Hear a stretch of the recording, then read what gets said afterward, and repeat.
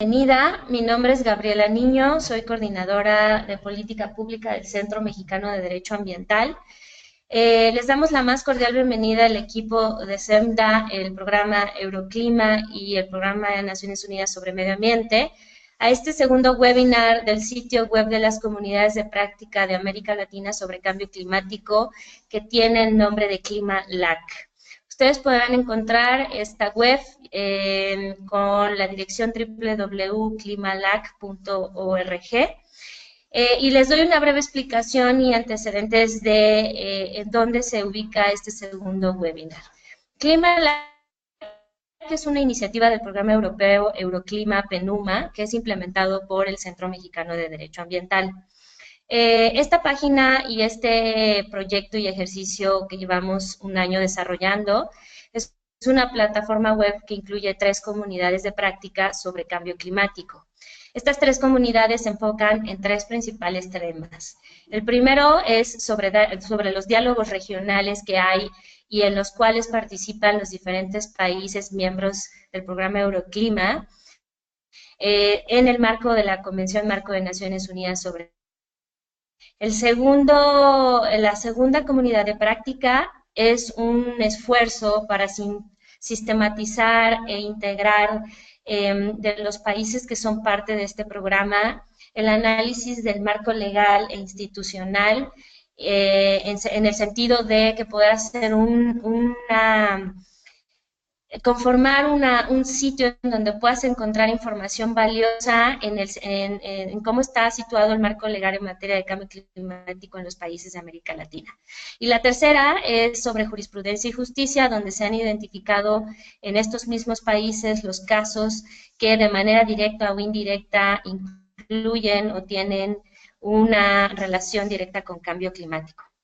Como parte de las actividades específicas que se realizan en el marco de la comunidad de prácticas sobre diálogos regionales en materia de cambio climático, hoy se efectúa el webinar titulado Financiamiento climático, elemento fundamental para la transición hacia economías bajas en carbono. Y para dar inicio y cederle la palabra a Omar Ramírez, quisiera antes de empezar dar un poco las reglas de cómo vamos a presentar cada uno de los ponentes. Cada uno de nuestros 4 invitados que tenemos hoy en este webinar tendrán 7 minutos para realizar su ponencia. Al terminar sus preguntas sobre los asuntos relevantes vinculados con los temas que presentaron cada uno de ellos. Posteriormente, ustedes tendrán 6 minutos por las 2 preguntas para responder después de cada una de sus presentaciones. Además, a lo largo de las presentaciones, y eso es un llamado a los participantes a este webinar, a que el público nos pueda hacer llegar sus preguntas aclarando el nombre y a quién van dirigidas para nosotros hacérselas llegar personalmente. Al finalizar las 4 ponencias, daremos un espacio en donde se establecerán las preguntas y se les cederá el tiempo para responder a cada uno de los ponentes. Sin más introducción, cedo la palabra a Omar Ramírez Tejada. Él es vicepresidente ejecutivo del Consejo Nacional para el Cambio Climático y el Mecanismo de Desarrollo Limpio de la República Dominicana. Muchas gracias por estar aquí, Omar. Te cedo la palabra. Gracias a todos y a todas. Lo primero es que debo de agradecer esta invitación que me hace Euroclima y la Unión Europea y el PENUMA, sobre todo para participar con una introducción de unos 5 minutos de la importancia y la justificación del tema con relación al financiamiento climático. Sobre todo a raíz de los acuerdos de París, de la COP21 y de la importancia capital que tiene este tema para la región latinoamericana y caribeña. El elemento central, obviamente, de nuestra introducción es la pertinencia del financiamiento climático. Si tomamos en consideración que el financiamiento es uno de los 5 pilares de la Convención y prácticamente de los 6 pilares del Acuerdo de París de la COP21, y diríamos que es la columna vertebral de toda la estructura que tiene que ver con la implementación a nivel nacional de la agenda de cambio climático en nuestros países. Para hablar un poquito sobre América Latina y el Caribe, sobre todo porque es nuestra región, debemos de considerar que la región latinoamericana y caribeña aporta prácticamente con un 3.5% de las emisiones del planeta. Y a pesar de ello, tiene prácticamente 600 millones de habitantes, en el cual es una región con características muy particulares de una alta desigualdad social, pero sin embargo tiene unos atributos ambientales muy particulares. Es la mayor reserva hidrológica del planeta, tenemos las mayores tierras cultivables del mundo, prácticamente tenemos altas tasas de endemismo, en tanto en fauna como en flora, o sea que la región latinoamericana y caribeña tiene unos atributos. ¿Qué está sucediendo con el financiamiento climático en nuestra región? Si vemos el financiamiento a nivel global, para 2015 prácticamente todo el financiamiento global se movió unos 450.000 millones de dólares. Sin embargo, en ese mismo 2015, para la región nuestra solamente llegó al 4.9% de esa cantidad, o sea, prácticamente unos 22.4 mil millones de dólares. Pero es algo también muy curioso, es dos veces más que la ayuda al desarrollo que viene a la región latinoamericana y caribeña, calculada prácticamente 10.000 millones de dólares. O sea que ahora mismo el tema de cambio climático está movilizando recursos financieros por dos veces más que la ayuda al desarrollo que reciben los países latinoamericanos y caribeños. O sea que esto es un indicador muy particular, viene por diferentes fuentes, fuentes privadas, fuentes bilaterales, fuentes multilaterales, y dependiendo de las características. Prácticamente algo que nos gusta destacar es que lamentablemente, y digo lamentablemente porque no todo el financiamiento climático va en la misma proporción a cada uno de nuestros países. Si vemos y analizamos y profundizamos en los 33 países del grupo latinoamericano y caribeño, 6 de esos países se llevan prácticamente el 70% de los recursos y del financiamiento climático, las economías más grandes de nuestra región. Ahí pudiéramos tener a México, a Brasil, ahí tenemos precisamente a Colombia, a Ecuador, a Venezuela, Argentina, que son los países más grandes de escala económica mayor y donde se hacen mayores esfuerzos de reducción de emisiones en las economías que están destacadas en estos países.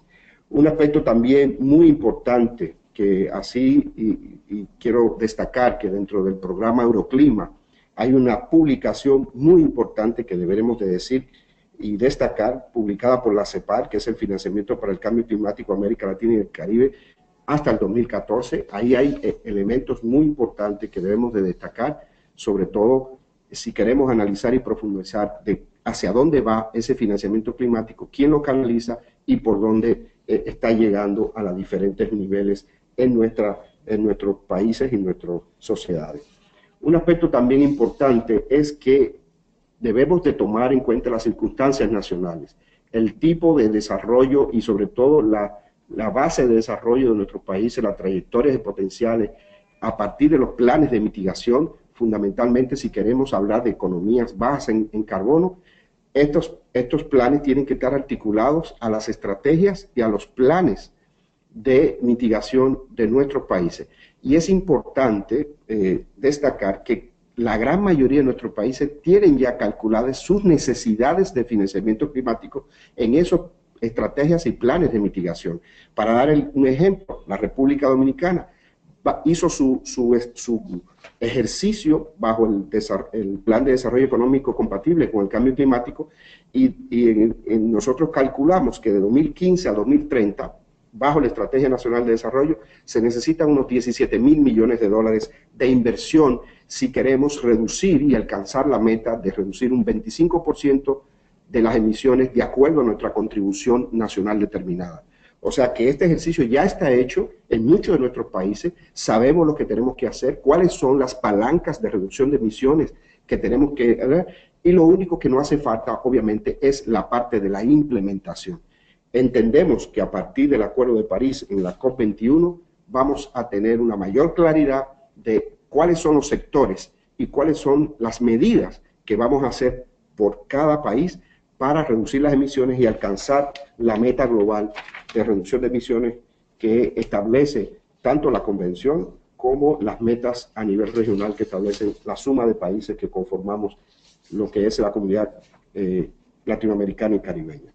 Quiero dejarlo hasta aquí La parte que nos corresponde a nosotros era una parte introductoria. Espero que quede claro y que si hay alguna pregunta, pues al final estamos dispuestos a responderla. Muchas gracias. Muchas gracias, Omar. Muy interesante la introducción. Ahora cedo la palabra a Daniel Puig. Él, desde mediados del 2011, se desempeña como asesor principal en el UNEP DTU Partnership, un centro colaborador del PNUMA especializado en energía, cambio climático y desarrollo. Daniel trabaja en proyectos de planificación a nivel nacional, así como en el análisis de la incertidumbre asociada a las proyecciones usadas para la planificación. Entre el 2001 y el 2011, Daniel trabajó en la División de Tecnología, Industria y Economía del Programa de las Naciones Unidas para el Medio Ambiente, y entre 1996 y 2001 fungió como el jefe de proyecto en el Departamento de Economía Ambiental de COWI en Gabinete de Consultoría. Sin más introducción, te cedo la palabra, Daniel. Gracias. Buenos días a América Latina, buenas tardes a Europa. ¿Se ve la presentación que intento compartir?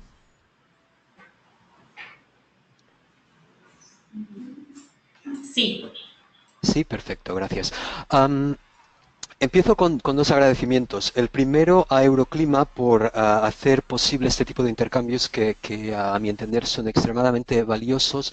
El segundo al PNUMA por la invitación a presentar un análisis que hemos terminado hace bien poco sobre la brecha en el financiamiento para la adaptación al cambio climático.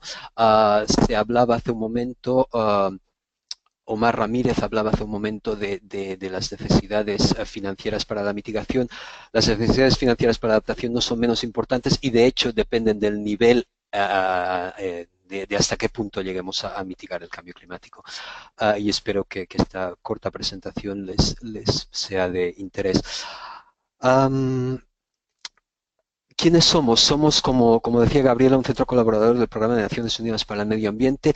Entre otras cosas, llevamos a término, implementamos una parte del trabajo técnico de algunos proyectos del PNUMA y otras entidades, como por ejemplo este Adaptation Gap Report, el reporte de la brecha en la adaptación, que se inspira hasta cierto punto en un reporte parecido en el que también hemos estado trabajando aquí los últimos años, que es el Emissions Gap Report, el reporte en la brecha en emisiones. ¿Qué es este Adaptation Finance Gap Report? Bueno, es un informe que publicó el PNUMA, salió oficialmente hace 3 semanas, creo, y, como decía, analiza la brecha en el financiamiento para la adaptación al cambio climático, qué es lo que tenemos sobre la mesa y cómo se compara eso con lo que necesitamos en términos de financiamiento para adaptarnos al cambio climático. Lo que hacemos, como hace también el Emissions Gap Report, el hermano mayor en el aspecto de mitigación, este hermano pequeñito en adaptación, lo que hace es sintetizar la literatura científica. Lo hacemos de la manera más independiente y neutral posible. En este caso sintetizamos literatura en materia de costo a la adaptación y así como de financiamiento para la adaptación. La idea es diseminar todo este tipo de información en lenguaje que no sea demasiado técnico, con especial interés en diseminarlo entre los negociadores de las delegaciones nacionales a la Convención Marco. Empiezo por el final, en parte porque tengo relativamente poco tiempo. Este gráfico muestra la brecha, las estimaciones que hemos podido calcular a falta de mejores datos y en un momento hablo de ese problema de datos. Hay 3 grupos de barras horizontales. El grupo de arriba muestra, la barra más larga muestra el costo que se estima hoy día en la adaptación de 56 a 73 billones de dólares americanos. La barra horizontal de color naranjita más justo debajo, con el 22,5 ahí tumbado, nos da el monto que sabemos que hoy día tenemos sobre la mesa, o en este caso son datos del 2014, para países en vías de desarrollo. ¿Qué significa esto? Significa que tenemos una brecha de financiamiento para adaptación de un factor de 2 a 3. El siguiente grupo de barras horizontales corresponde al 2030. Allí los costos se elevan a entre 140 y 300 billones de dólares americanos. Lo comparamos eso con estos 22,5 billones que tenemos hoy día sobre la mesa, no porque pensemos que en el 2030 no habrá más, sino porque especular sobre el monto que habrá en el 2030 es complicado, por no decir otra cosa. Y bueno, eso nos da un factor de 6 a 13. También lo comparamos con 50 billones de dólares, que es la mitad de los 100 billones que los países de la OCDE, para decirlo en pocas palabras, se han comprometido a poner sobre la mesa como mínimo. Nosotros arbitrariamente, si se quiere, hemos decidido que de esos 100 billones, pues 50 se podrían ir a la adaptación, con lo cual la brecha quedaría reducida a ese factor de 3 a 6.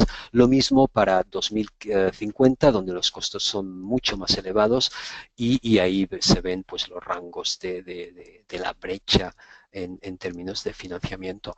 Se me va el tiempo. Vamos a ver dos cosas, una sobre el financiamiento y otra sobre los costos. Tenemos sabemos extraordinariamente poco sobre el financiamiento disponible para la adaptación. Se puede mirar desde muchas ópticas, pero una que nos pareció práctica es la que se ve en esta tabla. El dinero puede ser público, puede ser privado, se puede quedar en el país, la columna doméstico, o se puede ir a ayudar a otros países. Pues de esas 4 bolsas de dinero, digamos, solo sabemos bastante, pero solo de esa en la bolsa público internacional. Ese monto se eleva a 25 billones en el año 2014-15, porque ahí los datos se parten en los años naturales, y de esos 25 billones, 22,5 se van a países en desarrollo. Es decir, sabemos extraordinariamente poco. Aquí hay un desglose, no me voy a entretener mucho. Los 25 billones de los que hablaba hace un momento, 12 se van a América Latina y el Caribe, lo que representa 3 billones. Y si descontamos pues Canadá, Estados Unidos, Japón, Europa del Oeste, etcétera, pues se nos queda el 25, se nos va al 22,5 del que hablaba. Solo para dar una visión un poco regional, digamos, ¿no? Costos. Los costos, tenemos dos tipos dos fuentes. El Banco Mundial sacó unas estimaciones en el 2010 que están ahí en esta tabla, costos anuales en este periodo bastante largo de 40 años. Lo que vemos en un reporte que sacó el PNUMA en el 2014 es que esas estimaciones son bajas. Los rangos serían más los que están en la línea baja de la tabla, de la matriz aquí. Con lo cual tenemos que mejorar las estimaciones. Conclusión. Sabemos demasiado poco sobre los costos de la adaptación e incluso sobre el financiamiento disponible. A pesar de estas lagunas, a pesar de lo poco que sabemos, la evidencia que tenemos nos lleva a pensar que la brecha existe y que es grande. ¿Qué se puede hacer con esto?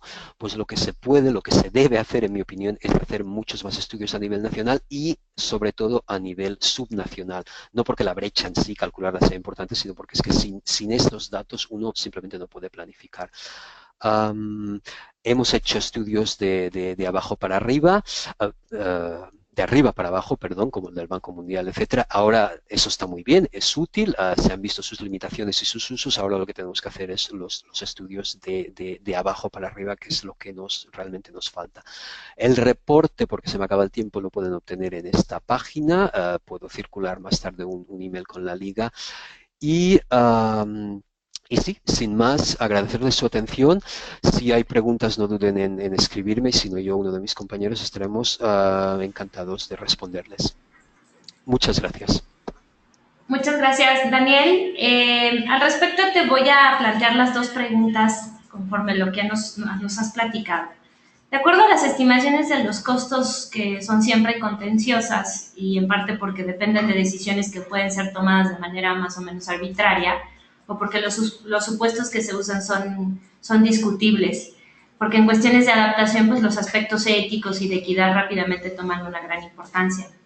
En este sentido, ¿podrías indicarnos cuáles serían los principales factores que afectan las estimaciones de costos? Y la segunda pregunta, de una vez te la hago, es que dado que se tomara tiempo para obtener todos los datos de los que pues hacen falta para disponer y calcular en detalle la brecha que mencionas de financiamiento para materia de adaptación, la pregunta sería, pues, ¿qué se puede hacer mientras seguimos avanzando y sistematizando de mejor manera estos datos para poder ser más precisos en este tema? Te dejo la palabra, tienes 6 minutos para responder. Muchas gracias. Sí, gracias, Gabriela. Bueno, pues empiezo con la primera. Me decías en fin, de la dificultad de calcular los costos. Se veía en la tabla que he mostrado bueno, que las estimaciones varían mucho.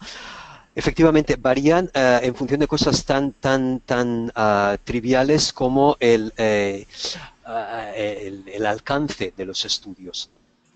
Fíjate que hay estudios que cubren el mismo sector e incluso para todo un país hay varios estudios, pero cubren diferentes partes del sector, no lo cubren entero, no cubren todo lo que es adaptación en el país. Así de triviales, los estudios pues llegan donde llegan y nos producen estimaciones diferentes. Obviamente cuanto menos se cubra, más baja va a ser la estimación.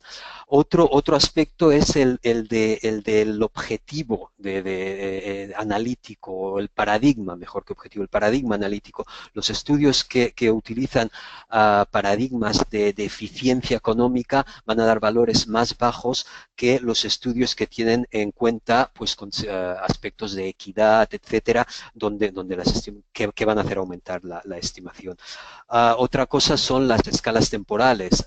Cuanto más lejos nos vamos, más aumentan los costos, como se veía en la lámina que he mostrado con 2030-2050. Otro aspecto es lo que yo decía en mi introducción, hasta qué tipo de mitigación tenemos en mente. O sea, uno tiene que asumir para calcular el coste en, qué sé yo, en 2030, pues tiene que asumir que en el 2030 habremos mitigado mucho o poco o nada. Y claro, a menos mitigación, más adaptación, así de simple al final.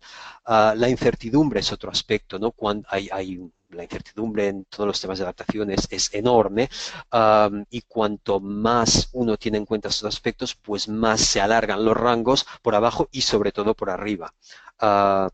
¿Qué más? Cuestiones de agregación, ¿no? Por ejemplo, hay muchos estudios, porque así es, no porque están malos estudios, sino porque por las limitaciones analíticas, muchos estudios asumen que lo que se pierde por un lado, o mejor dicho, lo que se pierde por un lado se gana por otro, y lo que se gana por un lado se pierde por otro, y eso difícilmente es cierto, ¿no? El agricultor que tiene dificultades en adaptarse no se va a beneficiar de la persona que por el contrario, el cambio climático le representa un cambio positivo o neutro, lo cual desde un punto de vista analítico es difícil de reflejar. En fin, hay una gran multitud de factores. Por ejemplo, los estudios toman en cuenta pues, soluciones tecnológicas que tienen costos muy distintos cuando uno las traspasa de un país a otro. Los estudios normalmente no tienen en cuenta pues, aspectos de implementación. Uno puede calcular el costo unitario de esta tecnología, la otra de más allá, las hectáreas, etcétera. Pero bueno, al final hay un costo que es significativo de implementación, de poner en fin, de meter en su sitio las políticas. A ver, la segunda pregunta, lo dejo aquí, hay más factores, pero lo dejo aquí para tener tiempo de responder a tu segunda pregunta. Me decías, ¿qué se puede hacer? ¿Qué se puede hacer mientras esperamos tener datos fantásticos? Desde mi punto de vista, lo que sería muy útil, como decía también en mi intervención, es hacer estudios de abajo para arriba. Específicamente, yo creo que sería muy útil, por ejemplo, tomar 3 ciudades costeras y en esas 3 ciudades hacer estudios de, qué sé yo, de inundaciones. Y allí ver en un gran detalle cuál es la brecha de financiación en esa ciudad y en la otra que se le parece en, qué sé yo, pongamos en América Latina. Y cada estudio va a ser útil en sí mismo para la ciudad en principio, pero también va a ser útil porque nos permitirá comparar de una ciudad a otra y eso nos va a dar una evidencia mucho más concreta que lo que podemos obtener de estos estudios globales que como decía, son útiles y son necesarios, pero hemos llegado a un punto en que lo que necesitamos mientras esperamos mejores datos globales es este tipo de información de abajo para arriba, por llamarlo de alguna manera. No sé cuánto tiempo me queda, pero probablemente bien poco. O sea que creo que lo dejo aquí, si no hay comentarios por tu parte, Gabriela. Muchas gracias, Daniel. Muy interesante lo que nos mencionas. Pues para dar seguimiento a los ponentes, dejamos las preguntas de los participantes al final. Y cedo la palabra al ponente número 2, que ella es Sandra Guzmán. Sandra Guzmán es coordinadora general del Grupo de Financiamiento Climático para América Latina y el Caribe, GFLAC. Actualmente estudia un doctorado en políticas por la Universidad de York y cuenta con una maestría en política y regulación ambiental por la London School of Economics and Political Science. Es licenciada en Relaciones Internacionales por la Facultad de Ciencias Políticas y Sociales de la UNAM y es especialista en Gestión y Política Energética y Ambiental por la Facultad Latinoamericana de Ciencias Sociales, Flaxo, y en Derecho Ambiental por la UNAM. Es fundadora y coordinadora del Grupo de Financiamiento GFLAC, cuyo objetivo es promover la transparencia y la efectividad en el manejo de los fondos internacionales y nacionales en materia de cambio climático. Estimada Sandra, te cedo los 7 minutos y posterior a tu presentación tendrás 6 minutos para responder 2 preguntas que me gustaría hacerte. Gracias.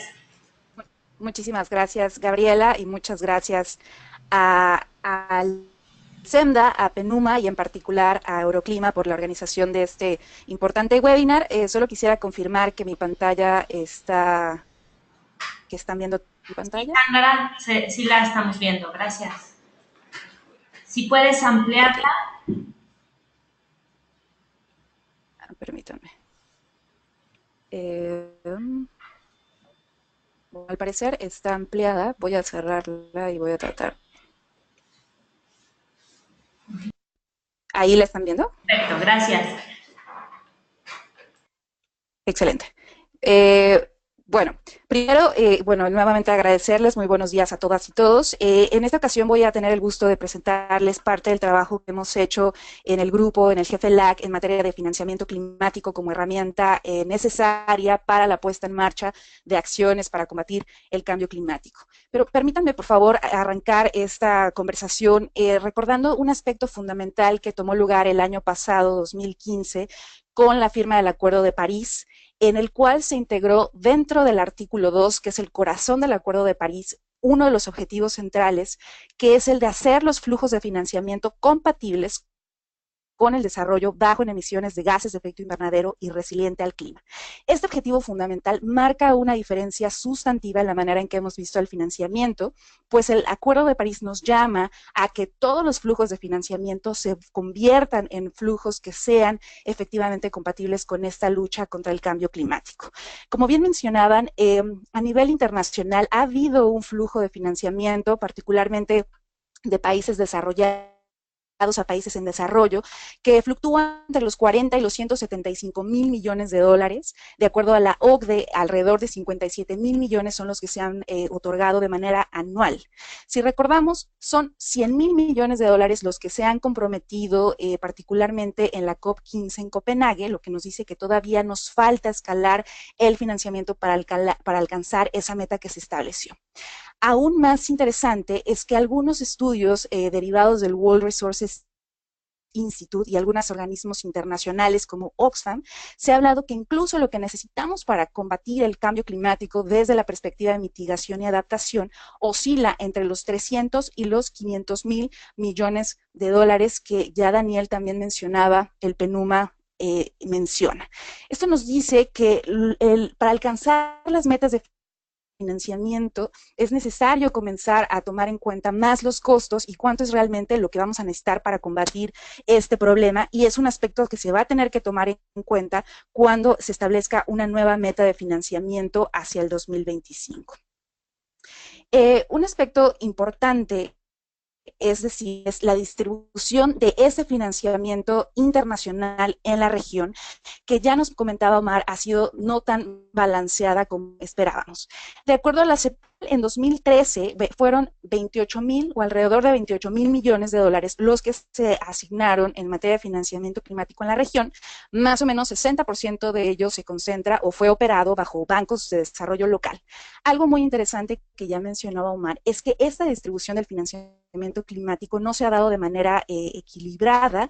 Principalmente México y Brasil han sido los principales receptores de este financiamiento, y también ha sido interesante, ya lo mencionaban, esta distribución no tan equilibrada en términos de sectores. En los últimos 10 años, el financiamiento asignado en materia de mitigación y red supera en alrededor de 7 veces el financiamiento que se ha dado en materia de adaptación, lo que ya nos comentaba Daniel, y en materia de adaptación, la región no es la principal fuente receptora de financiamiento para adaptación, es la tercera región con alrededor de 15% de este recurso, de acuerdo a datos del Overseas Development Institute y la Fundación Heinrich Böll. Aquí solo para mostrarles más o menos cuáles han sido estos países receptores en América Latina, en donde se muestra Brasil y México a la cabeza, y algunos otros que representan también son muy importantes en la región. Desde el punto de vista del jefe LAC, un aspecto muy importante no es solo hablar de esta transferencia de recursos, sino comenzar a hablar más de un aspecto de gobernanza.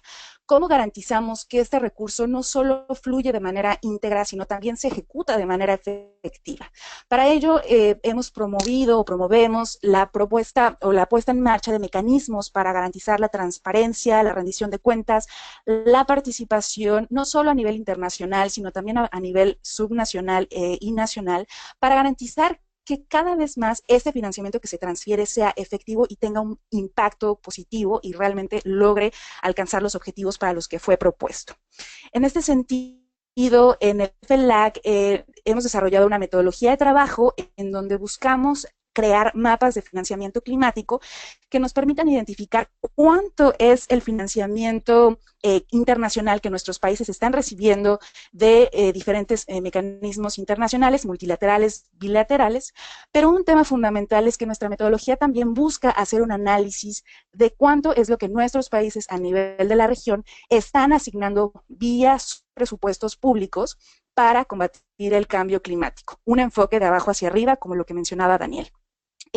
Nosotros comenzamos trabajando en México, pero hemos aplicado esta metodología en 8 países en los últimos 2 años, Argentina, Chile, Ecuador, Perú, Bolivia, Guatemala, Honduras y Nicaragua, y me gustaría enfatizar o platicarles algunos de los resultados que hemos tenido al respecto. Solo para mencionarles algunos resultados. Este que les muestro es una tabla sobre el flujo de financiamiento recibido en estos 8 países, que representa 5.5 mil millones de dólares, un promedio de 1.1 mil millones de dólares, que si lo comparamos con los 28,000 que detectó CEPAL en 2013, es una cifra considerablemente menor. Es interesante que en realidad sí detectamos que el financiamiento distribuido en realidad se ha dado de manera desbalanceada. Mitigación es la que sigue recibiendo más recursos. Y un dato muy interesante es que buena parte del financiamiento son de tipo préstamos, es decir, también es importante señalar qué tipo de financiamiento es el que ha llegado a la región. Por otro lado, en términos de cuánto es lo que los países asignan vía sus presupuestos públicos, es muy interesante decir que si bien el tema de cambio climático es un tema de carácter transversal, los países están realizando acciones para combatir el problema, pero aún de manera muy, digamos, inicial. Las acciones que se realizan a nivel nacional aún están en proceso de evolución. En algunos países el presupuesto asignado en materia de cambio climático es considerablemente menor con relación al presupuesto general de la nación. Solo les reflejo aquí un ejercicio. Para el caso de Argentina, en 2016, el gasto público relacionado con cambio climático representó solo el 0.09% del total del presupuesto, mientras que en algunos otros países se habla de un incremento en 2.94%, como es el caso de Guatemala. ¿Por qué nos sirve todos estos análisis de mapas de financiamiento? Pues primero para identificar cuáles son las brechas y las oportunidades de financiamiento, para aumentar la confianza entre los donantes y los receptores, para facilitar la planeación y ayudar a identificar prioridades de financiamiento, particularmente para acceder a fondos como es el Fondo Verde del Clima, y sobre todo incentivar el uso eficiente de los recursos financieros, así como ayudar a identificar mecanismos de apalancamiento. Solo me gustaría comentarles que también con base en esta visión hicimos un análisis de 31 de las INDCs, de las contribuciones nacionalmente determinadas que se sometieron ante las Naciones Unidas para identificar el tipo de mecanismos de financiamiento que se incluyeron en este tipo de medidas, y lo que detectamos es que muy pocos países realmente han integrado el tema de financiamiento como medios de implementación, y muy pocos tienen mucha claridad sobre cuánto les cuesta el cambio climático, cuánto les cuesta, y por lo tanto cuál es el financiamiento que requieren. Omar hablaba del caso de los países del Caribe, que tienen muy clara cuánto es el impacto y cuánto les cuesta este problema, y al respecto, desde el GFLAC nos hemos propuesto ayudar a la construcción de sistemas de medición, reporte, verificación, también para identificar en dónde está en términos de financiamiento los países, cuánto requieren. Técnicamente estamos apoyando el caso de Colombia y también participamos a nivel internacional en este tema. Para nosotros un tema fundamental es la creación y fortalecimiento de capacidades sobre el tema de financiamiento. Estamos en la promoción de elaboración y diseños de estrategias integrales de financiamiento climático para en el corto, mediano y largo plazo, particularmente ahora con el tema de las INDCs, cómo se van a implementar estas medidas. Y, por supuesto, un tema que nos interesa, digamos, integrar de manera más sustantiva es este trabajo multiactor y multinivel para garantizar que el financiamiento realmente sea un medio de implementación que se utilice de manera efectiva para cumplir con los objetivos de cambio climático. Eso es todo por mi parte y muchas gracias por la invitación nuevamente. Muchas gracias, Sandra. Una disculpa por presionarte con el tiempo, pero seguramente podrás darnos mucho más detalles y en relación a lo que nos acabas de presentar y tan interesante, te voy a hacer las dos preguntas y te cedo los 6 minutos que tienes para responderlas. Para ustedes, ¿cuál sería el principal beneficio de desarrollar ejercicios de transparencia y rendición de cuentas del financiamiento de cambio climático en la región de América Latina? ¿Y en qué medida el ejercicio de la GFLAC sobre rastreo de financiamiento ha detonado un interés en los gobiernos para desarrollar o retomar este tipo de mecanismos tan importantes? Te cedo la palabra, Sandra. Muchas gracias. Perfecto, muchísimas gracias a ti, Gabriela. Bueno, primero, sobre la primera pregunta sobre cuál es el beneficio o la importancia de este tipo de ejercicios, mencionaba un poco durante la presentación que un aspecto fundamental es aumentar la confianza entre los diferentes actores, donantes y receptores. No solo hablo de los países, sino también hablo de la confianza entre diferentes actores como el sector privado, pero principalmente incrementar la confianza de la ciudadanía en términos amplios, y conocer este tipo de información nos permite identificar mejor cuáles son esas brechas de financiamiento, es decir, cuáles son los sectores que reciben más fondos, cuáles son los sectores que necesitan más fondos, y eso permite también facilitar una planeación a nivel nacional, que es un aspecto que es fundamental. Es decir, cómo establecemos las prioridades de los países para acceder a este tipo de mecanismos de financiamiento, y sobre todo un aspecto que nos llama mucho la atención y en el que realmente el GFLAC está buscando ahondar en términos de investigación, es cómo ayudamos a mejorar la eficacia del financiamiento. Ya decíamos que no es solo un aspecto de tener más recursos, que si bien es necesario, porque en efecto estamos ante un escenario en el cual lo que hoy por hoy se ha comprometido no es suficiente para alcanzar las metas establecidas, pero también nos tenemos que hablar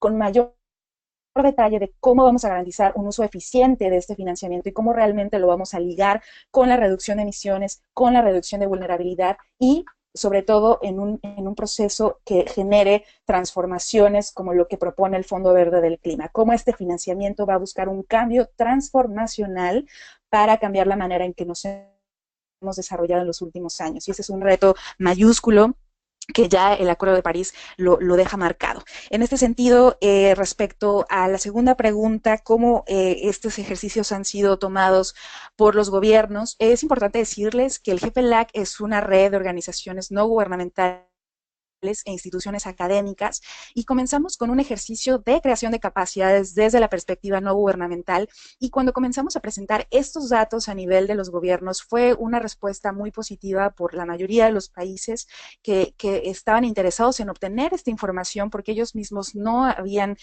establecido, no habían logrado generar una sistematización de este tipo de datos y, por ejemplo, en el caso de Guatemala han estado muy abiertos a adquirir esta información. En algunos otros países también han tomado estos datos para luego ellos ahondar en la información. Les comentaba que gracias al trabajo que el GPLAC ha venido dando, algunos países nos han abierto las puertas, como el caso de Colombia, en donde hemos tenido oportunidad de liderar en la parte técnica para la construcción de su sistema de medición, reporte y verificación sobre financiamiento. Y un tema fundamental que buscamos en el GPLAC, en este diálogo multiactor, es decir, que recordemos que a veces los gobiernos, los gobiernos cíclicamente cambian, y lo que buscamos es que haya capacidades para hacer frente a estos cambios gubernamentales, para dejar material, para dejar elementos técnicos que permitan seguir digamos, teniendo estas discusiones y seguir elaborando este tipo de información. Uno de los objetivos del GPLAC en esta actualización de información es hacer una actualización para generar una base de datos que permita ver la evolución de este financiamiento, y eso nos va a permitir, digamos, ayudar a la toma de decisiones y colaborar, como les decía, no solo con los gobiernos, pero con otros actores del sector privado, también a nivel internacional, en donde nuestra experiencia también ha sido muy bienvenida. Eso sería todo por mi parte. Muchas gracias, Sandra. Muy interesante. Ya nos están haciendo llegar las preguntas los participantes. Se las estaremos haciendo llegar para que al final demos un espacio. Y sin más, también paso a presentar a nuestra tercer ponente. Ella es Milena Bernal. Milena Bernal es coordinadora del área de cambio climático, comunidades forestales, mecanismos de mitigación y adaptación de la Asociación Ambiente y Sociedad en Colombia. Es abogada egresada de la Universidad Católica de Colombia y magíster en Derecho Ambiental de la Universidad Complutense de Madrid, España. Milena ha participado como voluntaria de la organización Red de Justicia Ambiental en Colombia y se ha desempeñado como investigadora nacional para el World Resources Institute, examinando los índices de democracia ambiental en Colombia como parte de la iniciativa de acceso a la información. Sin más, te cedo la palabra, Milena. Tienes 7 minutos para tu presentación y posteriormente te hago las preguntas. Gracias. Bueno, muchas gracias, Gaby. Primero que todo, buenos días a todos.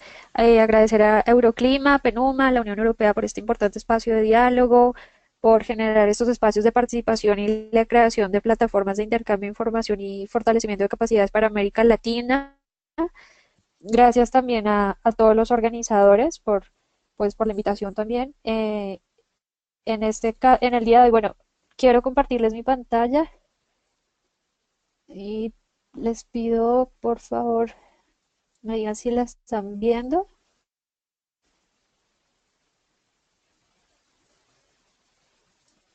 Sí, Milena, también si puedes, exacto. ¿Sí? Ya la tenemos. Gracias. Ya, perfecto.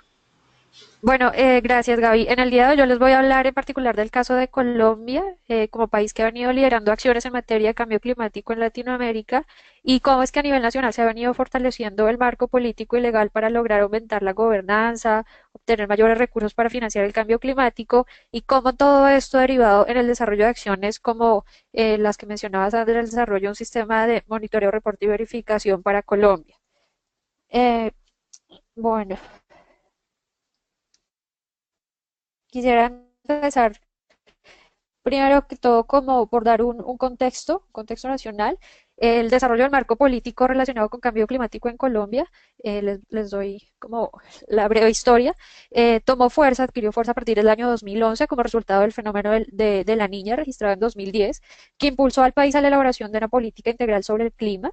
Así entonces, el Consejo Nacional de Política Económica y Social, conocido como COMPES, que asesora al gobierno en materia de desarrollo económico y social, recomendó mediante el COMPES 3700 de 2011 que una de las políticas generales que debía tener en cuenta el gobierno de ese entonces era la creación de una estrategia institucional para articular políticas y acciones en materia de cambio climático en Colombia.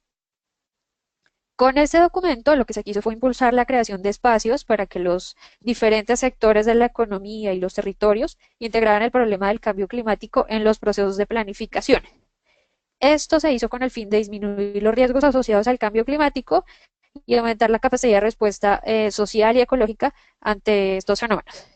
Adicionalmente, el COMPES recomendó otras dos cosas muy importantes, como fue la primera, que se establecieran los lineamientos para generar las 4 estrategias de cambio climático que se han venido integrando en todos los planes nacionales de desarrollo. Los planes nacionales de desarrollo son la base de las políticas gubernamentales de cada gobierno y las cuales en este momento son conocidas como la Estrategia Colombiana de Desarrollo en Carbono, el Plan Nacional de Adaptación al Cambio Climático, la Estrategia Nacional de Reducción de Emisiones por Deforestación y Degradación Forestal REDMAS y el Plan Nacional de Gestión de Riesgo de Desastres. Y una segunda recomendación muy importante fue que se creara un Sistema Nacional de Cambio Climático conocido como SISCLIMA. Actualmente estas recomendaciones del COMPES se encuentran contempladas en el Plan Nacional de Desarrollo de este gobierno 2014-2018 bajo la Estrategia Transversal de Crecimiento Verde, en el marco de la cual además estableció que la política y el proyecto de ley de cambio climático que se vienen desarrollando se armonizaran con la definición de un compromiso de reducción de emisiones, adaptación y medios de implementación como uno de los compromisos que Colombia iba a presentar ante la Convención Marco de Naciones Unidas y que ya presentó en diciembre del año pasado. Bien, en esta misma línea y teniendo en cuenta que el objetivo de la presentación de hoy, voy a enfatizar un poco más en el rol del SISCLIMA y su funcionamiento. El SISCLIMA adquiere un rol esencial, pues tiene como función principal dar viabilidad técnica y gestionar fuentes de financiación para los proyectos presentados por los sectores, territorios o agentes desarrolladores de proyectos que no cuenten con recursos financieros para su ejecución. Esos proyectos que posteriormente serán identificados y priorizados por los comités del SISCLIMA para ser financiados, ya bien sea con recursos de cooperación internacional, presupuesto general de la nación, fondos privados, acuerdos multilaterales, etcétera, deben ser sometidos a consideración de un comité de gestión financiera. Este comité es quien busca gestionar el apoyo financiero para esos proyectos que no cuentan con el financiamiento.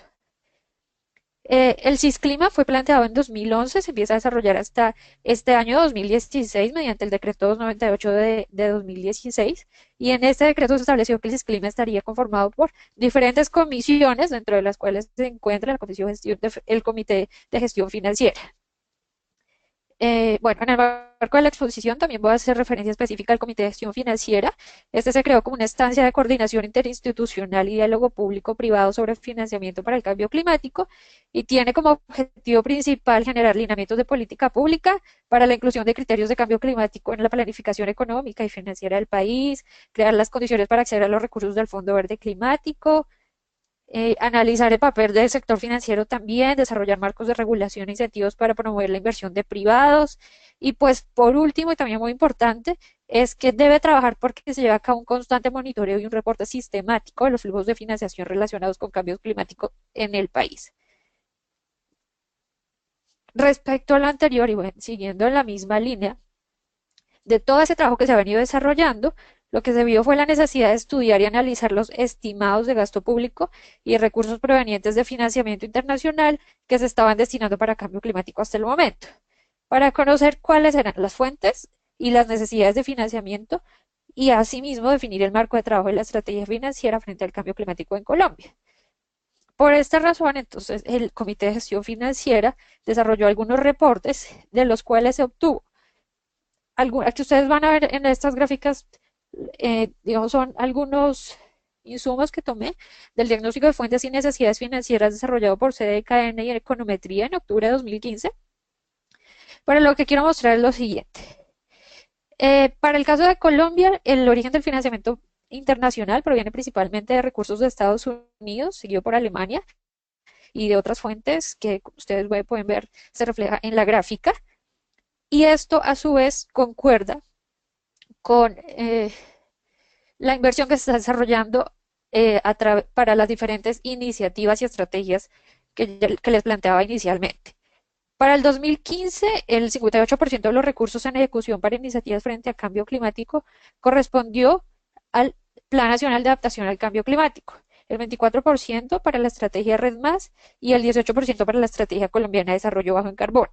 Sin embargo, para la estrategia de gestión de riesgo, no se encontraron iniciativas con información presupuestal que estuvieran en ejecución. Este punto nos ha llamado mucho la atención, pues aun cuando se reportan iniciativas casi que al mismo nivel que la estrategia red en el país, como pueden ver en esta gráfica, en el primer cuadro, no se cuenta con información presupuestal destinada para gestión de riesgos. Entonces, la información pública no está disponible y no se sabe a ciencia cierta cuántos de estos recursos están siendo destinados para gestión de riesgos. Sin embargo, aquí yo me detengo medio minutico. ¿Por qué? Porque nosotros como organización de la sociedad civil, pues, que trabaja por impulsar la transparencia, el acceso a la información y la participación en lo relacionado con el cambio climático y el medio ambiente en general, hemos identificado como estratégica para la lucha contra el cambio climático en el caso de Colombia, la creación de mecanismos o sistemas que permitan transparentar el uso de los presupuestos nacionales y también los recursos derivados de financiamiento internacional, especialmente destinados para la gestión de riesgos. ¿Por qué? Porque si bien en la gestión de riesgos en Colombia ha sido establecida como plan, también es uno de los sectores institucionales que, de acuerdo con la clasificación de los rubros presupuestales, aporta casi un 30% a la inversión pública frente al cambio climático. Bien sea mediante iniciativas de ordenamiento territorial, mejoramiento del conocimiento de las variables climáticas, reducción de riesgos, preparación para emergencias, etcétera. Pues a nosotros nos resulta sumamente importante este punto porque se ha identificado que las actividades que se ejecutan tanto a nivel nacional como local, pero las actividades que van en aumento, digamos en cuanto a inversión de recursos, son precisamente aquellas ejecutadas con presupuestos con presupuestos municipales, especialmente para la gestión de riesgo. Bueno, yo les mostraba anteriormente una de las gráficas en la que se veía que gestión de riesgo estaba casi al mismo nivel de red en ejecución presupuestal. Y para recalcar la importancia de lo que puede ser un estimado del porcentaje de recursos comprometidos para gestión de riesgos, les muestro los resultados de uno de los estudios liderado por Forest Trends y Fundación Natura, en el que se encontraron los siguientes resultados para red. Esto como para que nosotros nos hagamos la idea de cuánto. Milena, perdón la presión, para los tiempos, tu tiempo ya se terminó, si puedes cerrar por favor, gracias. Ya lo siento, no había visto el llamado. Bueno, entonces, en conclusión, lo que quería decir es, les voy a dar mis conclusiones rápidamente. El desarrollo de un marco político y legal representa un gran paso para la lucha contra el cambio climático en Colombia, pero todas estas estrategias deben incluir lineamientos y directrices dirigidas a transparentar el flujo de recursos y verificar la eficacia de los mismos en cada una de las estrategias. Se hace necesaria la implementación de sistemas de monitoreo, reporte y verificación que permitan participación y conocimiento de todos los ciudadanos como principales veedores de la gestión de recursos.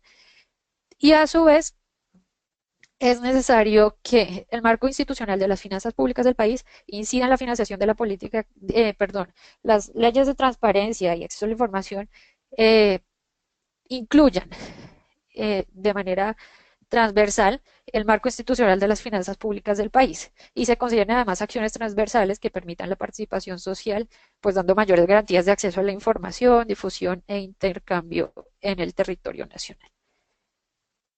Lo siento, pasarme por el tiempo. Muchas gracias, Milena. Una disculpa por la interrupción. Te voy a quitar un poco de tiempo en la respuesta de tus preguntas y para no ganar más tiempo te las pongo en la mesa. ¿Cómo se van a vincular las contribuciones nacionales determinadas de Colombia con el financiamiento climático? ¿Y cuáles serían los principales retos para el desarrollo de estos mecanismos de rendición de cuentas y transparencia en tu país? Gracias. Tienes 3 minutos para responder. Gracias. Gracias, Gaby. Respecto a cómo se vinculan las INDC, bueno, por un lado, Colombia es uno de los países que actualmente se destaca por su participación y contribuciones frente a las negociaciones internacionales de cambio climático. Y la propuesta de Colombia de reducir las emisiones de gases de efecto invernadero en un 20% en relación con las emisiones proyectadas a 2030 es una meta cuyo aumento se está condicionando al incremento de respaldo financiero. si bien el país no cuenta con certeza de cuántos recursos se necesitan, sí es necesario que se empiecen a desarrollar sistemas y estudios para tener mayor certeza sobre cuántos recursos se requieren para lograr las metas propuestas. También es importante resaltar que Colombia contempló la necesidad de crear mecanismos de vigilancia y rendición de cuentas para verificar el cumplimiento de las índices y también en las índices que presentó incluyó la necesidad de incluir mecanismos de transparencia y participación en el desarrollo de las mismas. Respecto a los retos, bueno, yo creo que el mayor de los retos es lograr una amplia participación e inclusión de la sociedad civil, no solo en el diseño, sino también en el ejercicio de los estudios, pues la sociedad civil actúa como uno de los principales veedores en la gestión de recursos. Bueno, además es necesario, y como otro de los retos que planteo es la necesidad de de que las políticas de desarrollo estén articuladas y sean consecuentes con el trabajo que se desarrolla y los recursos que se están invirtiendo para mitigar y adaptarnos al cambio climático, pero que además esto venga respaldado por estudios que permitan conocer cuánto se ha logrado en la materia de mitigación y cuánto en adaptación, pero también cuánto más hace falta en cada caso. Gracias. Gracias, Milena, por ajustarte a los tiempos. Muy interesante lo que nos mencionas. También ya están llegando las preguntas para ti, que te las haré llegar en un momento. Y finalmente pasamos con nuestro cuarto ponente. Agradezco mucho a Claudia Octaviano por esta participación. Ella es licenciada en Economía por el Instituto Tecnológico y de Estudios Superiores de Monterrey, maestra en Ciencias Ambientales por la Universidad de Yale y doctora en Ingeniería de Sistemas de Gestión y Política Tecnológica por el Instituto Tecnológico de Massachusetts, MIT, especialista en temas de mitigación del cambio climático, política energética y ambiental, especialmente en el desarrollo de modelos integrados de economía y cambio climático utilizados para evaluar la política de mitigación en México y otros países en Latinoamérica. Ha colaborado como investigadora asociada al Programa Conjunto de Ciencia y Política del Cambio Global del MIT, especializándose en la evaluación de tecnologías de energía renovable y su integración a escala de la red eléctrica. Asimismo, ha trabajado en aspectos regulatorios del sector eléctrico y petrolero como subdirectora de refinación y electricidad de la Secretaría de Medio Ambiente y Recursos Naturales. En este cargo participó en la elaboración de normas oficiales para regular las emisiones atmosféricas de las centrales eléctricas, refinerías de petróleo y centros procesadores de gas. La doctora Octaviano ha recibido varios reconocimientos académicos, incluidos las becas Fulbright del gobierno de Estados Unidos, la beca de investigación Campton, la beca de investigación Molina y la beca para estudios de posgrado en el extranjero del Consejo Nacional de Ciencias y Tecnología. Cedo la palabra a Claudia. Muchas gracias. Tienes 7 minutos y después te haré 2 preguntas. Muchas gracias, Gabriela. Muchas gracias por organizar este evento tan importante para la región. Quisiera también aprovechar para agradecer a Euroclima, al PENUMA, a SEMDA por este espacio para la comunicación entre los países latinoamericanos, que por supuesto tenemos mucho que aprender unos de los otros. Quisiera, si me pueden ver el link para poner la presentación. Ya está. ¿Ah, ya está?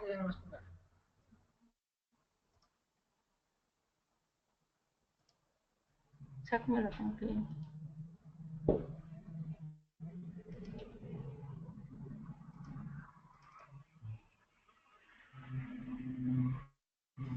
Sí, estamos esperando, ya se ve, solo habría que darle el clic para que se da como diapositiva. Perfecto, Claudia, gracias.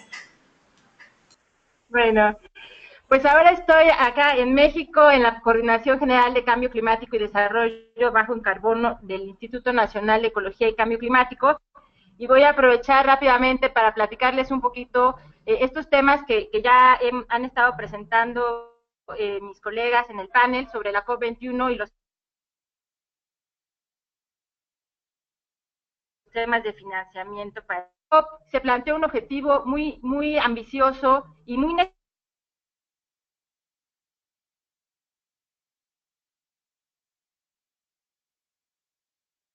Claudia, creo que te estás cortando, no te estamos escuchando.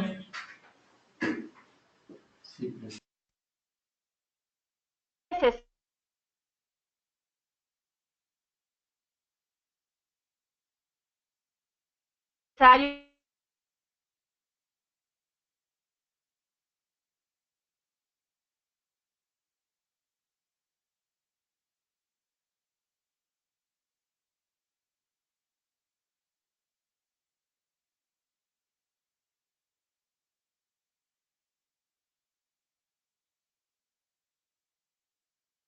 Claudia, ¿no te escuchas?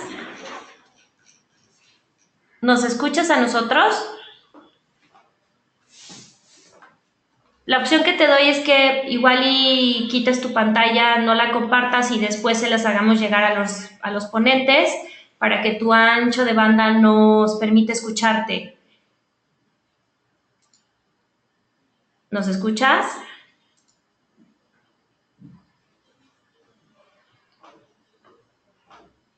Claudia.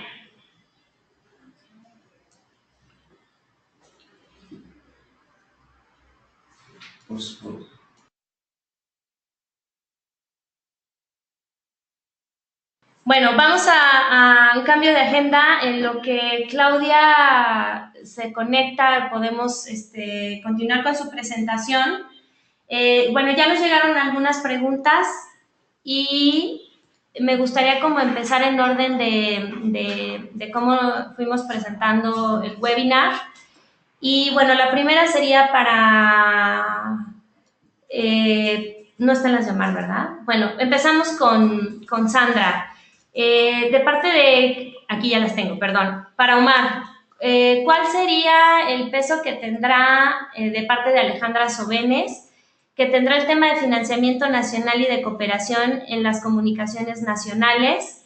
Y si nos puedes contar del ejercicio de necesidades de inversión hecho en República Dominicana, incluyendo el tema de mitigación, adaptación y creación de capacidades, y en cuáles sectores de la economía de forma principal.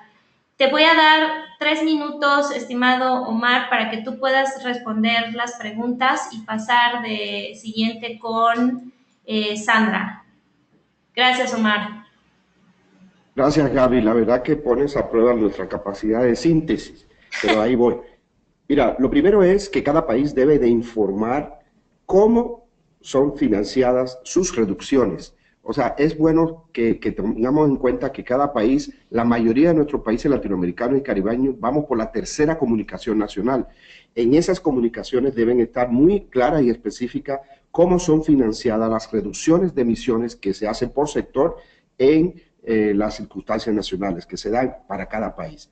Luego, lo que va a aportar, sobre todo a partir de las INDC, es que nosotros debemos tener muy claro cuáles son las necesidades de financiamiento y el costo del financiamiento de las palancas de reducción de emisiones.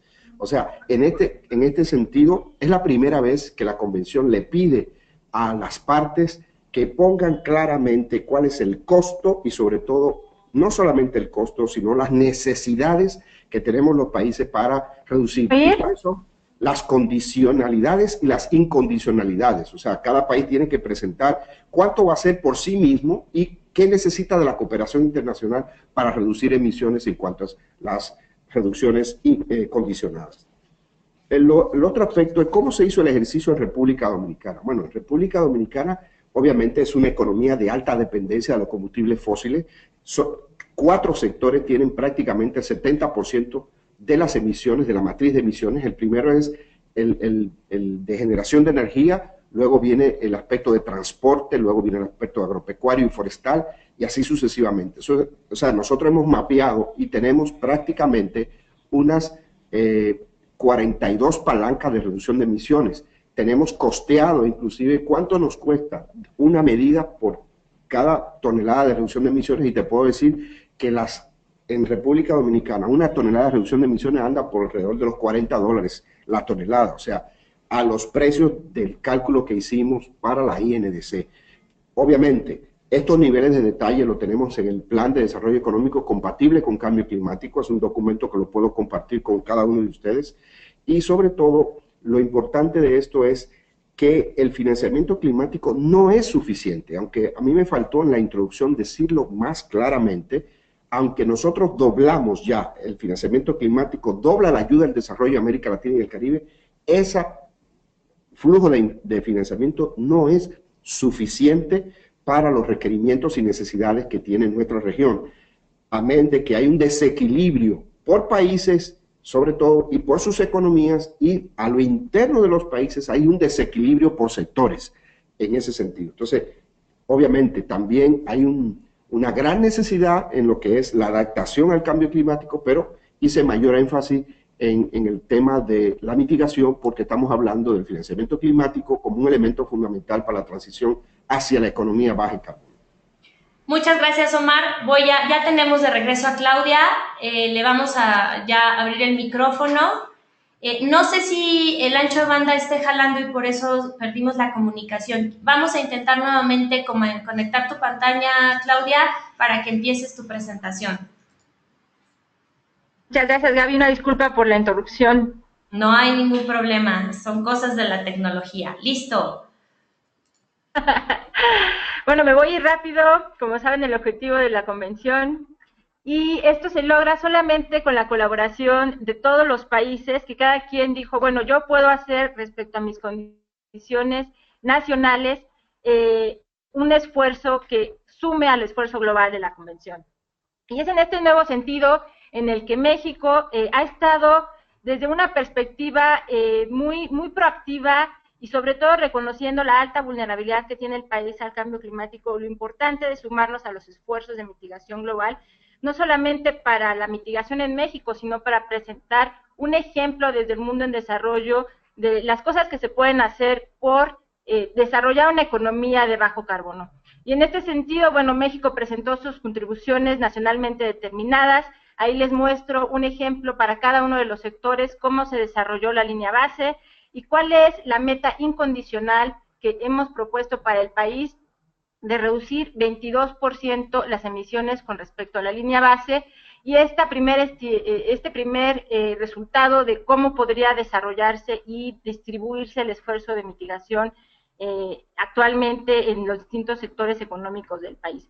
Como pueden ver también, hemos estado haciendo análisis de qué más se podría hacer para aumentar la ambición del país, y se estima actualmente que podríamos incluso llegar a una reducción de 36% de las emisiones si se pudiera tener el apoyo de la comunidad internacional en materia de financiamiento, de transferencia tecnológica y también de creación de capacidades. Y quisiera tomar estos tres temas y el tema de la necesidad de incrementar la ambición de los países, porque efectivamente México no es el único país que ha planteado la necesidad de financiamiento, pero no solo de financiamiento, sino también de creación de capacidades y de los mecanismos de implementación que marca la convención, incluidos los temas tecnológicos.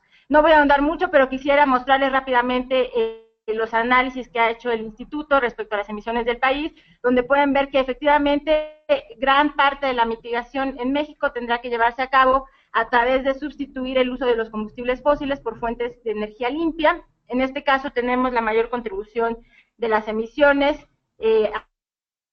a través de las fuentes móviles, de la generación de electricidad, del sector industrial. Y esta foto, por supuesto, cambia para cada uno de los países de América Latina, donde algunos países tienen emisiones más elevadas en el sector agropecuario o en el sector forestal. Y de esto, pues, evidentemente hay mucho que hablar, mucho que compartir con los países latinoamericanos, de cómo son diferentes nuestras economías, pero también de cuáles son las áreas de colaboración que podemos tener con los países en materia de cooperación técnica, y sobre todo de tratar de hacer proyectos a escala que pudieran facilitar los flujos financieros hacia la región. Quisiera comentarles que una de las partes importantes para el tema de financiamiento, y que tuvimos la oportunidad de comentar en las negociaciones internacionales, que son parte integral del Acuerdo de París, es que necesitamos tener una visión de largo plazo, y que este tema del financiamiento, pues evidentemente tiene que estar ligado a un balance de emisiones y a una importante rendición de cuentas de cómo vamos todos los países para llegar a la meta de cambio climático establecida. Cada 5 años vamos a estar revisando estos programas. Incluso les comento que en México ya estamos revisando nuestra contribución para darle más sustento. Estamos desarrollando en el instituto las rutas de implementación, que tienen 2 componentes fundamentales, uno que tiene que ver con el tema de costos y de financiamiento, y el otro que tiene que ver evidentemente con un tema de implementación y de rutas tecnológicas para alcanzar la mitigación necesaria para cada uno de los sectores que les mostré en la lámina de los NDCs de México. Ya habían comentado, tenemos una meta de 100,000 millones de dólares a partir del 2020, y bueno, evidentemente este ha sido un tema complejo en la negociación internacional. Esta es una cifra que es para todos los países y que evidentemente no, a pesar de que el monto es importante, no es suficiente para la mitigación y la adaptación que se requeriría para llegar a las metas globales. Y la visión del financiamiento es que este monto pueda realmente ayudar a movilizar al sector privado el financiamiento de las instituciones que tradicionalmente apoyan los proyectos productivos, que son las que el negocio del sector privado se encamine hacia un desarrollo bajo en carbono. Y este es el objetivo de estos recursos financieros, más que hacer todo desde el punto de vista del sector público, que sí ayude esto a facilitar al sector privado a hacer las inversiones necesarias. Hay algunos elementos en la convención que tienen que ver con esto, con facilitar los mecanismos para la participación del sector privado. Y quisiera finalizar la presentación platicándoles un poquito más sobre el esquema que hay en México de la política climática. Como tuve este problema en la intervención, no voy a ir para cada uno, pero quisiera dejarles esta pantalla para compartir con los colegas latinoamericanos. Hay todo un marco legislativo, hay ya una Ley General de Cambio Climático en México, y esto es muy importante porque nos da un fundamento jurídico para toda la acción de cambio climático. Hay un Consejo de Cambio Climático que asesora los trabajos gubernamentales desde el punto de vista científico, social, de los expertos en el país en temas de mitigación y adaptación. Un comité intersecretarial es un trabajo que hacen todas las secretarías de Estado, no solamente la Secretaría de Medio Ambiente y Recursos Naturales, la Estrategia Nacional de Cambio Climático, y por supuesto esto también entra en otros temas de reforma legislativa y de esquemas de financiamiento y de regulación que tienen que ver con la reforma energética, con componentes importantes en los temas de impulso a las energías limpias y de rendición de cuentas. Quisiera mencionar también que en México ya hay un reglamento del Registro Nacional de Emisiones de Gases de Efecto Invernadero, que esto también es uno de los elementos importantes del sistema de MRV que está construyendo el país para poder sustanciar y mitigar sus acciones de cambio climático. Derivado de la convención tenemos estos mecanismos importantes para la implementación, el mecanismo financiero del que ya hablaron, fundamentalmente el Fondo Verde del Clima y el tradicional Fondo para el Medio Ambiente Mundial y también el Fondo de Adaptación. Y en estos años vamos a estar trabajando con todos los países para que las reglas y los instrumentos de gobernanza, principalmente del Green Climate Fund y del Fondo de Adaptación, se ajusten a las necesidades de la Convención. Es un tema complejo en la negociación, pero evidentemente es uno de los temas prioritarios para poder hablar del financiamiento de cambio climático. Y no quisiera solamente hablar del mecanismo financiero, sino al menos brevemente mencionar que los medios de implementación no solamente es el dinero, necesitamos apoyo en la parte tecnológica y colaboración con los países, en tanto también a la parte de creación de capacidades y a los mecanismos de transferencia. Y esta vinculación entre el mecanismo financiero y el mecanismo de tecnología es otro de los temas de la negociación que han sido bastante discutidos desde París y que seguramente tendrán más impacto conforme vamos avanzando en los proyectos de implementación, porque de nada sirve el dinero en el vacío si no tienen una clara ruta tecnológica y una clara creación de capacidades en los países. Y por supuesto que se pueda reportar lo que se está planteando. Finalmente, quisiera compartirles también que en México hemos estado también ya analizando cómo se pueden bajar estos financiamientos. Evidentemente hay una relación muy importante entre los financiamientos y las políticas del sector público y los incentivos necesarios para el sector privado, las instituciones que finalmente son los que movilizan los recursos a los procesos productivos. Y quisiera decirles simplemente que pues todo esto tiene que iniciar con un análisis de cuál es el ecosistema financiero en los distintos países. Ahí les pongo un ejemplo de lo que tenemos para México en tanto políticas públicas, instrumentos financieros del sector público, de la Banca de Desarrollo Nacional. También estos importantes entes que son los recursos financieros internacionales, que también la banca multilateral y bilateral ha tenido esta misión de bajar los recursos y trabajar con los bancos. Hemos estado apoyándonos y tenemos la intención de que los bancos participen en el desarrollo también de las estrategias de financiamiento de los NDCs, porque sin la colaboración del sector privado, como les mencionaba, difícilmente se logrará movilizar el monto que se requiere para llegar a las metas de mitigación y de adaptación del país. En este momento les puedo compartir que los bancos ya han aceptado todo este tema de trabajar con nosotros en la parte de rutas de implementación, y lo están subiendo también en cierta medida en un protocolo de sustentabilidad que acaba de firmar la banca en México, donde tienen como puntos prioritarios el desarrollo de producción limpia, el desarrollo de proyectos de eficiencia energética y por supuesto el tema de cambio climático y energías limpias. Bueno, con esto quisiera cerrar mi presentación. Muchas gracias y nuevamente una disculpa por la interrupción. Muchas gracias, Claudia. Para pasar rápidamente a las preguntas, las voy a acomodar un poquito en torno a cuáles son los retos para desarrollar mecanismos de transparencia y rendición de cuentas y mecanismos de trazabilidad de los recursos que recibe México, y cómo se van a vincular los compromisos de las contribuciones nacionales determinadas de México con el financiamiento climático. Tienes 4 minutos para responder estas preguntas. Muchas gracias. Sí, gracias, Gaby. Mira, evidentemente el tema de transparencia y de cómo se va a reportar, bueno, parte de establecer un sistema robusto de MRV. Esto es uno de los pilares de la política, de la estrategia de cambio climático en México, en el que estamos trabajando. Como sabes, hay también ya un avance, y les platiqué del RENE, del Registro Nacional de Emisiones.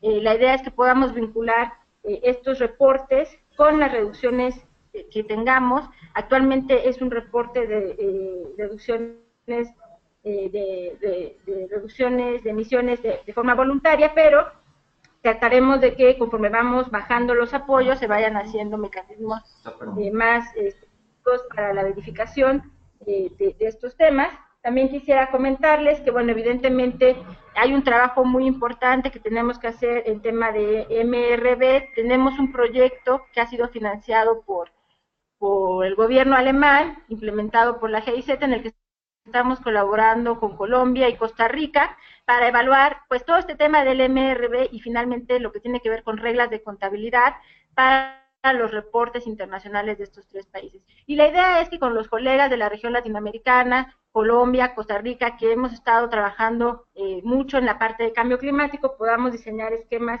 que sean apropiados primeramente para cada uno de nuestros países, pero que también nos permitan tener reglas claras de reporte a la convención de cómo se van a estar midiendo nuestros NDCs y cómo vamos a estar reportando los temas de cambio climático. Yo quisiera decirte que uno de los retos más importantes es tener un marco legal claro, y el país ya cuenta con la Ley General del Cambio Climático. Yo considero que esto es uno de los avances principales, y bueno, implementar cada uno de los temas que plantea la ley, desde el inventario nacional de gases de efecto invernadero hasta las partes más finas del reporte de los NDCs a nivel sectorial. Ese es el reto de bajarlo a un nivel que sea muy implementable para cada una de las acciones de mitigación del país. ¿Cómo se vincula esto con los NDCs? Bueno, pues quisiera comentarte que para cada uno de los sectores estaremos trabajando los MRVs específicos, y la idea es que el financiamiento vaya muy ligado al desarrollo de la estrategia de implementación. Como sabes, para cada uno de los sectores existen barreras diferentes y temas que atender. Entonces la idea es tener una estrategia de financiamiento que atienda las necesidades de cada uno de los sectores y llamar a los actores pues que finalmente están implementando. Por decir un ejemplo, en el sector agrícola, bueno, ¿cuál es el problema en México para el tema de garantías? ¿Cuál es el problema en México para poder realmente hacer un desarrollo rural sustentable? para el tema energético son otros los temas, entonces ir viendo para cada uno de los temas cuáles son las barreras a subsanar.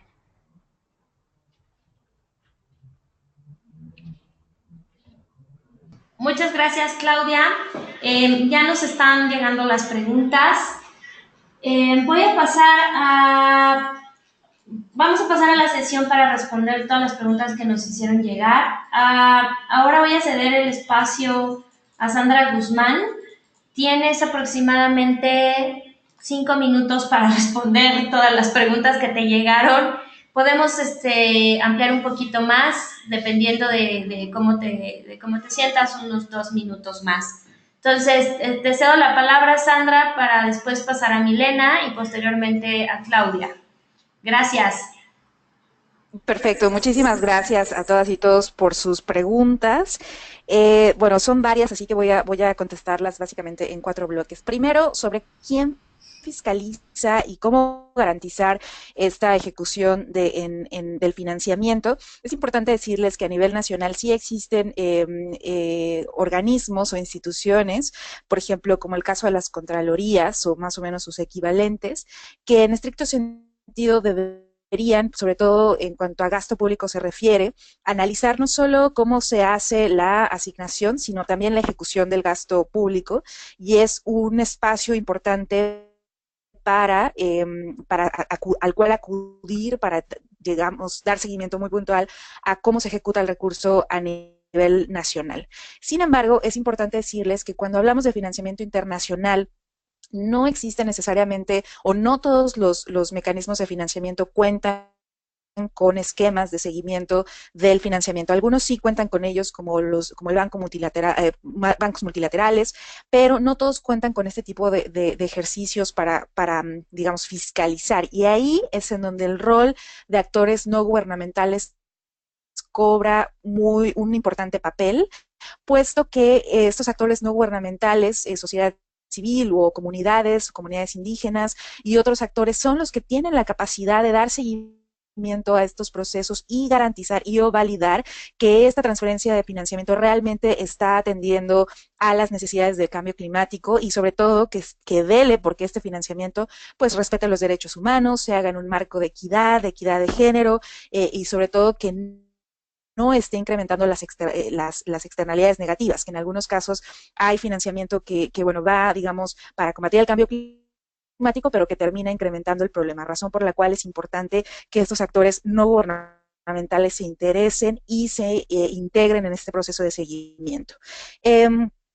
Alejandra Sobenes nos comentaba sobre la manera en que el gobierno de Guatemala ha tomado los ejercicios del GFELAC de manera positiva y me da mucho gusto saberlo de una persona que ha trabajado muy de cerca del conocimiento de este trabajo que hemos hecho en Guatemala. Y lo que quiero decirles es que desde el GFELAC lo que buscamos es justamente tratar de subsanar esos vacíos que a veces se dan a nivel nacional. Este tipo de reportes lo que hacemos es justamente para apoyar el trabajo de los gobiernos y guiarlos o apoyarlos en la mejor toma de decisiones, y es un ejercicio constructivo que también nos lleva a la identificación incluso de estos recursos que pueden no ser amigables con el cambio climático y que también es importante hacerlos de conocimiento público y así ayudar a los diferentes actores y de los diferentes sectores a incrementar el financiamiento en aquellos sectores que sí tienen un potencial importante de reducción de emisiones y vulnerabilidad y reducir aquel financiamiento que podría estar incrementando el problema.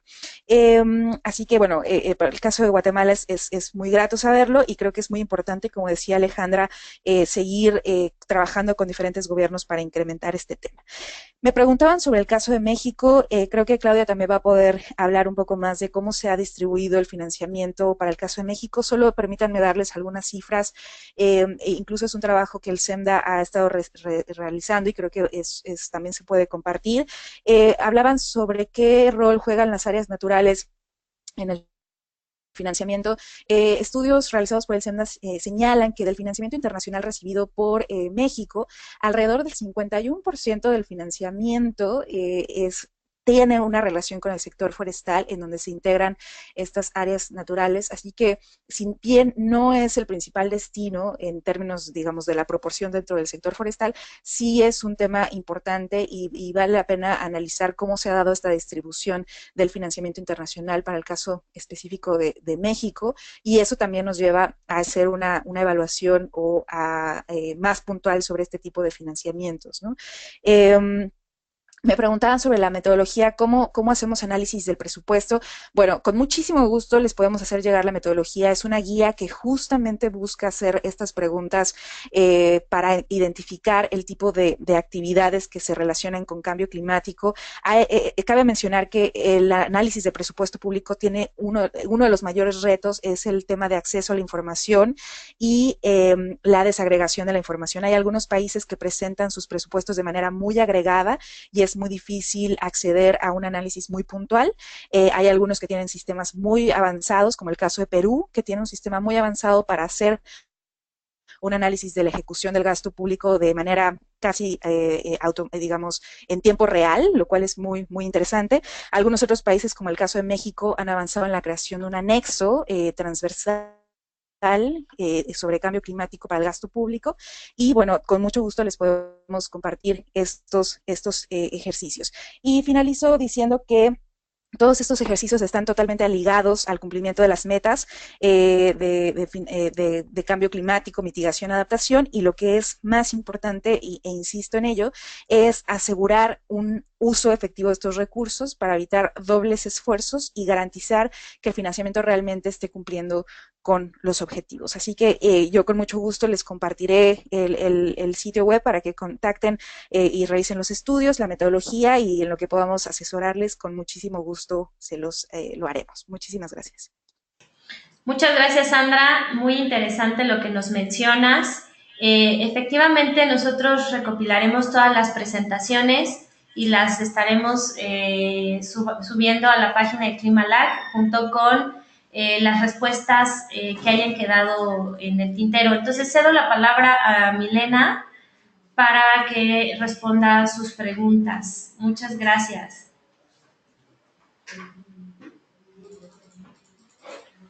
Gracias, Gaby.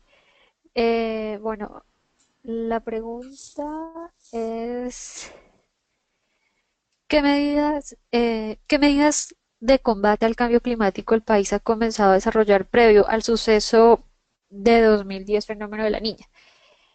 El país, derivado del fenómeno del fenómeno de la Niña, principalmente el país lo que hizo fue la creación. Es algo que resalto y que creo que es necesario tocar en este punto, porque se creó un fondo de adaptación. El fondo de adaptación se creó precisamente para atender la reconstrucción en infraestructura, pero también como para atender generar una reactivación económica y social de todas las zonas que habían sido afectadas por los eventos derivados del fenómeno. Entonces se crea este fondo para que, entre otras cosas, se puedan centrar esfuerzos respecto al análisis de riesgos, pero también se le ha otorgado al fondo la facultad de ejecutar proyectos integrales de gestión del riesgo y adaptación al cambio climático con un enfoque mucho más regional. El país antes del fenómeno no estaba preparado, no tenía los instrumentos necesarios para hacer ese análisis de riesgo a nivel territorial, a nivel regional, y el fondo de adaptación lo que ha permitido es que esto se logre articular y de mejor manera con los territorios. Esto resulta primordial para el caso de Colombia, especialmente porque somos un país vulnerable ante el cambio climático y el desarrollo social ocurre en sectores altamente vulnerables. Es importante para nosotros la creación del fondo, porque además permite reducir los riesgos asociados al cambio ambiental y al cambio climático, de tal manera que el país está logrando fortalecer sus capacidades de respuesta, se está logrando adaptar mejor a esas condiciones climáticas, y a su vez esto de alguna manera está alimentando y está fortaleciendo el Sistema Nacional de Gestión de Riesgo de Desastres, del que les mencionaba yo en la presentación, que es uno de los de las políticas, una de las estrategias que más fondos está recibiendo en este momento, porque precisamente busca atender esas especificidades territoriales que a largo plazo pueden terminar siendo afectadas por los fenómenos climáticos, pero que a su vez pueden ser de alguna manera mitigadas con una adecuada gestión de riesgos y con un adecuado estudio de necesidades de inversión y de fortalecimiento de infraestructura y fortalecimiento de capacidades a nivel territorial.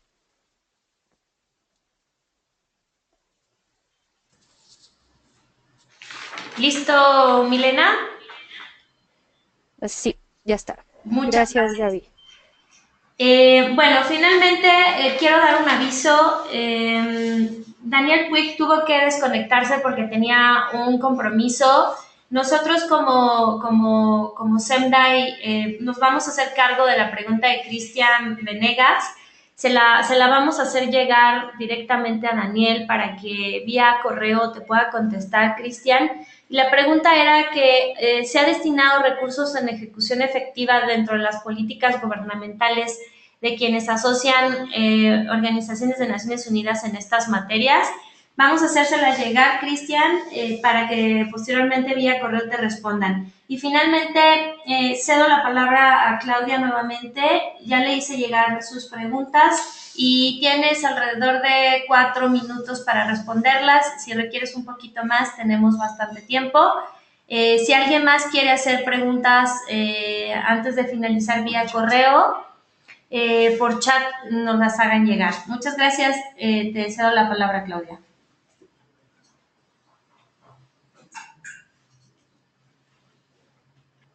Gracias, Gaby. Estoy viendo aquí las preguntas que llegaron.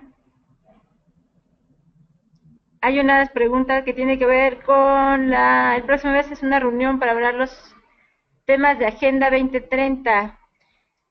México evidentemente está comprometido con los objetivos de desarrollo sostenible. Todos los objetivos de desarrollo sostenible son necesarios. Yo no creo que digamos que hay uno al que México no le dará prioridad. Les puedo platicar evidentemente los que tienen que ver con cambio climático. Y lo que sí quisiera decirles es que al final de cuentas, lo que para México es muy importante es tener una atención específica para los grupos vulnerables en todos los temas de política ambiental, que tienen obviamente varios componentes transversales. Se han organizado algunas consultas regionales para atender el tema de los ODS. Hay una declaración de Guadalajara donde se destaca este tema que les comentaba del combate a la pobreza, de la vulnerabilidad social y cómo se intersecciona esto con los objetivos de desarrollo sostenible.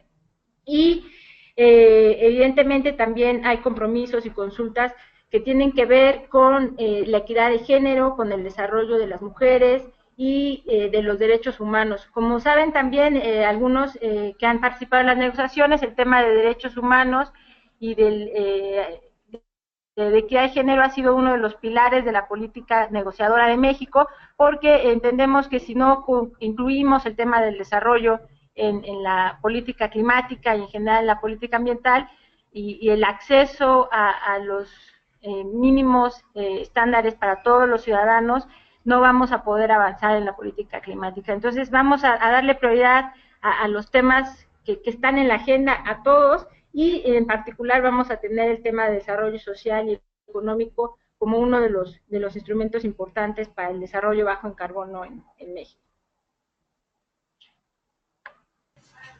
Muchas gracias, Claudia. Bueno, pues creo que estamos finalizando este webinar. No nos han llegado más preguntas. Si en algún momento quieren hacer alguna otra en relación al webinar, con mucho gusto nosotros les daremos seguimiento.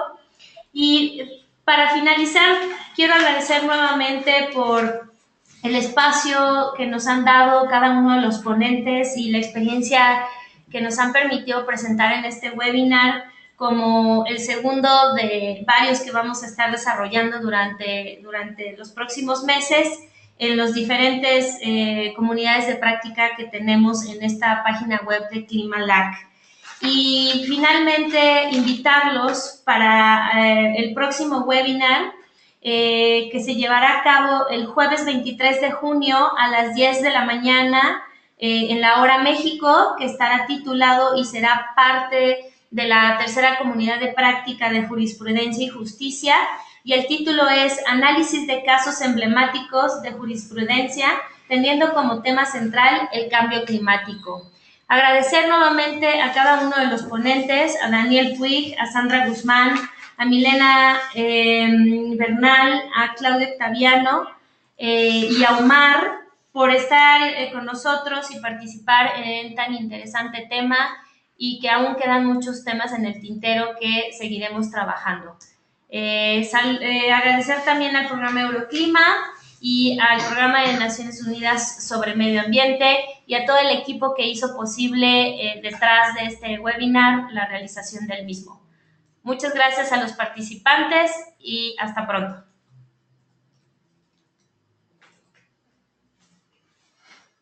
Gracias, Gaby, y muchas gracias a todos por su atención.